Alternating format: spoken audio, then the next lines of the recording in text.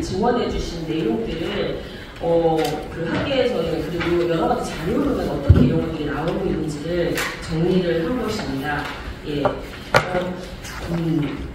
그리고 이제 앞에 부분부터 좀 말씀을 드리면 시설이 결국에는 가정의 대안일 뿐 완전한 대안도 아니고 그리고 그것이 우선도 아니다라는 말씀을 드리고 싶었습니다.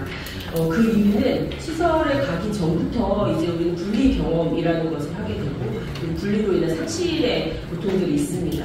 부모와 분리되고 그리고 보통 이제 여러 시설을 전전하는 경우가 상당히 많이 있습니다. 그럼 시설을 떠나고 또 다른 시설에 들어갈 때마다 그것에 따른 상실 경험이 계속 있게 되는 것이고요. 그리고 이제 그 시설 안에서 여러 가지 문제점들을 말씀해 주셨습니다만 기본적으로는 이 시설이 공동생활이라는 것이 가장 큰 문제가 시작된다고 봅니다. 이 공동생활이기 때문에 여러 가지 엄격한 규칙이 필요하고 그런 규율이 굉장히 심각하게 피해 사례로 드러나기도 하는 것 같습니다. 그래서 이런 공동생활에서 이 상실된 것은 결국 자유가 상실되는 상황이라고 볼 수 있겠는데요. 그래서 이 거주시설이라는 개념 자체를 그 해외에서는 자유가 박탈된 상황이라고 정의를 하고 있습니다. 그래서 여러 가지 내가 먹고 싶을 때 먹고 자고 싶을 때 자고 그리고 가족과 함께 살고 그리고 친구들과 쉬고 놀고 하는 이런 모든 자유가 박탈된 상황이 시설이라고 보고 있기도 합니다. 뒤에 이제 많은 내용들은 시설에서 자라면서 어떠한 영향들이 정신적으로, 신체적으로, 사회적으로 벌어지는지에 대한 이제 여러 자료들인데요. 그건 이제 앞에서 많은 사례들을 말씀해 주셨으니까 그 내용을 가름을 하겠고요. 결국에 이런 시설부는 물리적 안전을 최소한 보호를 한다고 얘기하지만 실제로는 최소한의 조치일 뿐이지 충분하지는 않다라는 것이고 또 한 가지는 시설도 시설 유형에 따라 또 굉장히 차이점이 나타납니다. 그래서 여러 가지 그 조사들이 있는데요. 보호 유형에 따라 이런 부정적 영향이 차이가 있다라는 것이에요. 그래서 결론부터 말씀드리면 큰 시설일수록 이런 피해가 더 크고 부정적 영향이 크다라는 겁니다.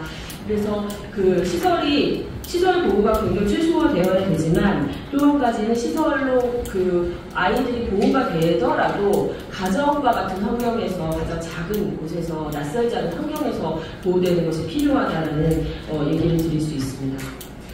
제가 그 자료에서 어떤 그림을 하나 넣어두었는데요.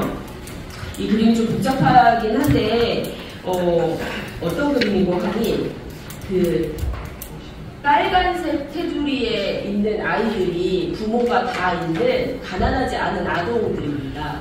그리고 그 초록색, 연두색으로 되어 있는 것이 시설에 있는 아동입니다. 어떤 결과인가 하면 여기 보면 건강, 그리고 주관적 행복감, 그리고 그 관계, 그리고 물질적 생활, 위험 안전, 교육, 그리고 인성 모든 면에서 시설의 아동이 가장 낮은 수준을 보인다라는 데이터가 이 자료로도 정리가 되어 있습니다.